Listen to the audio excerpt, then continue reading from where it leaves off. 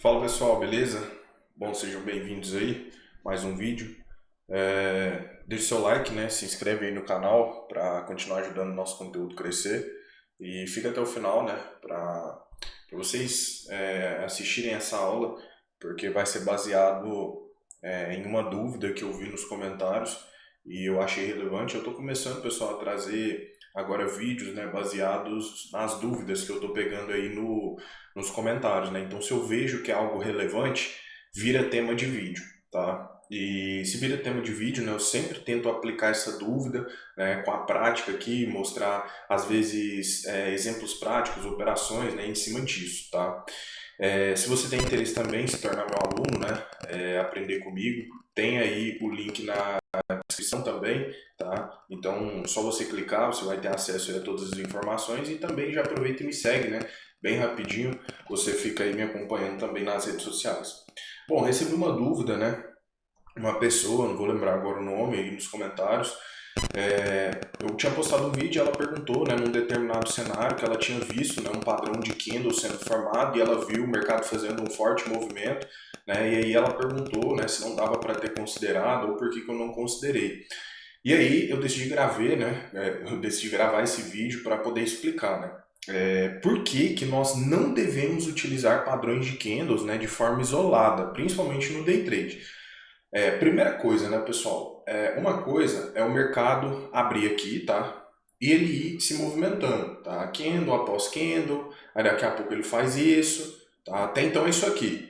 Aí daqui a pouco ele fez isso aqui, aí a pessoa, né, depois ela vai enxergar isso aqui como uma possível entrada. Só para vocês entenderem mais ou menos o que eu quero falar.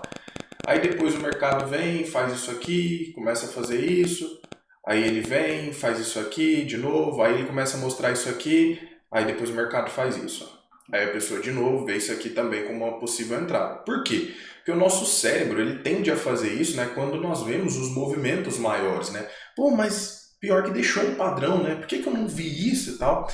E eu vou passar para vocês, né, a minha analogia, o meu ponto de vista, tá? Eu acredito, pessoal, que dentro do mercado financeiro, nós utilizarmos as coisas de forma isolada é errado, tá? Então, por exemplo, a pessoa perguntou sobre o padrão de candle. O exemplo era basicamente assim, era um movimento, deixa eu ver se eu acho um exemplo aqui, mas era um movimento que o preço fez de baixa, ó, um exemplo, tá? O preço fez um movimento de baixa aqui, aí do nada ele veio, deixou um candle vermelho forte, outro candle verde forte, né? E aí ele subiu e a pessoa, foi um engolfo, né? Mas por que você não utilizou o padrão de candle? O que acontece, tá? É que eu vou passar para vocês agora. Primeiro, eu não utilizo padrões de candle propriamente dito, tá? Então eu não pego, chego aqui e falo, isso aqui é um engolfo, tá? É uma mulher grávida, aramide alto, aramide baixo, isso, aquilo. Não, eu não olho isso, tá? A única coisa que eu olho são gatilhos, tá? E aí eu vou falar sobre os gatilhos. O que são os gatilhos? São candles que me mostram interesse, né? Que me mostram força, que me mostram que tem pessoas interessadas ali naquela região. Só que quando nós falamos, né, sobre... Eu vou utilizar o termo padrões de candle para me referir aos meus gatilhos, mas entendam que eu estou falando de gatilhos, tá? Então, pessoal, operar um padrão de candle de forma isolada é muito errado, porque muitas vezes, né, nós vamos contra toda uma estrutura. Eu vou dar um exemplo para vocês. E normalmente o nosso cérebro ele só faz isso, tá, para os momentos que a gente consegue visualizar depois que o mercado passou aquele movimento forte. Vou dar um exemplo, o mercado está em queda, tá fazendo um movimento bem forte baixo, aí daqui a pouco o mercado vem e mostra, um exemplo, tá? Um martelo, tá? Um candle com bastante sombra, enfim. Aí a pessoa pensa, caramba, isso aqui é uma possibilidade de um movimento de alta.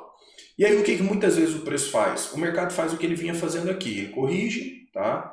E daqui a pouco ele afunda de novo. Por quê? Porque ele está seguindo a estrutura. Aí num determinado momento, com certeza o mercado vai fazer, por exemplo, esse movimento aqui, né? Pode ser, e ele vai virar, tá? Só que nós temos que entender que esse tipo de cenário, utilizando padrão de candle de forma isolada, não é o ideal. Na verdade, eu acho muito perigoso, tá? Por quê? Porque para a gente chegar a olhar o padrão de candle, o contexto tem que estar favorável, tá? Eu vou dar um exemplo para vocês do que aconteceu hoje, um trade que eu peguei aqui no mini índice. O mercado ele abriu consolidado, tá? primeiro candle bastante sombra, né? Eu já até gravei um vídeo para vocês sobre como operar a abertura, depois vocês olham lá, tá aqui no canal, tá? Então aqui, ó, primeiro candle bastante sombra, tá? E aí o mercado ele vem, então, ó, no próximo candle ele agride a mínima, e aí a gente começa a observar. Aí então, candle 3, ó, começa a mostrar a rejeição, gatilho, ó, pavio, só que isso aqui não é o melhor candle, tá? Para que a gente compre, né? Porque olha o tamanho da rejeição superior. Mas a gente continua observando. E aí vem esse baita candle aqui, ó, candle 4, né? Um mega candle comprador, né? Mostrando sim um padrão de candle, né? E mostrando o quê? Confirmação do teste de mínima. Nós sabemos que dentro, né, da estrutura do preço, o objetivo é só um: testar mínima e, se não romper, testar máxima. E o que eu vi como possibilidade? O mercado, né, formando os gatilhos, porém com uma contextualização favorável. E é isso que nós devemos fazer, pessoal.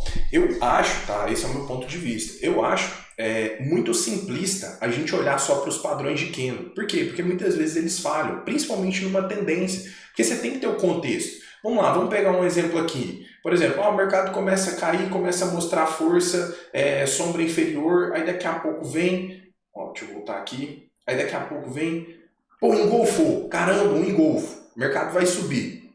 Aí daqui a pouco o mercado afunda de novo. É um padrão isolado. Ah, mas aqui deu certo. Por quê? Porque a nossa mente, ela liga só para os momentos que deu certo. Eu posso pegar vários outros cenários que a pessoa olha, pô, tá segurando aqui, daqui a pouco o mercado afunda de novo. De novo. Ó, o mercado vem, mostra que está segurando, pressão compradora entrando, pô, padrão de candle. Aí o mercado vai e afunda de novo. Por que isso acontece? Aí a pessoa pode falar, isso é sorte. Uma hora vai dar certo, outra hora não vai. Não é, pessoal. Não é por aí que funciona. Eu acredito que a contextualização ela é muito mais válida do que o padrão de candle. E isso é muito importante, né? Eu já falei muito sobre isso aqui no canal, né? Sobre não operar gatilho, né? A pessoa quer operar gatilho. Muitas vezes o preço está subindo, daqui a pouco começa a deixar a sombra superior, vai cair. Em um momento ou outro vai cair, pessoal. A questão é essa. E muitas vezes vocês se sabotam de olhar o mercado pronto, né, o gráfico pronto e falar, lá, tá vendo? Poderia ter vendido aqui. A questão é, ninguém sabe o futuro, tá? O que está para a direita. E se você não sabe o futuro, você tem que trabalhar sempre em cima de quê? Em cima do que o preço repete, né? Dos seus padrões de movimento, da contextualização. E dentro de uma contextualização não é nem um pouco eficiente, por exemplo, você operar meramente padrão de candle. Isso eu estou falando, pessoal, de acordo com a minha experiência e com a forma que eu opero. Tá? Eu não acho nem um pouco interessante. Tá? Por quê? Porque na maioria das vezes a pessoa está acreditando meramente no padrão. Aí às vezes a pessoa fala, não, mas eu tenho uma resistência aqui, ó. Uma resistência forte, o mercado bateu lá, ó, e está rejeitando, mostrando rejeição. Só que entenda, resistências e suportes, eles são apenas pontos de parada. Quer dizer que o preço vai segurar naquela região? Não. Por isso é muito importante, pessoal, nós seguirmos o quê? A tendência do dia. Esse aqui, tá, foi um dos trades que eu fiz. Eu vou dar um outro exemplo agora aqui no dólar para mostrar para vocês. Vou mostrar a que eu peguei, tá? Então o mercado ele vem, ele começa a subir, por exemplo. Vamos imaginar aqui, ó. A pessoa está olhando para o gráfico, aí ela fala assim, ó. Vamos dar um exemplo aqui, ó.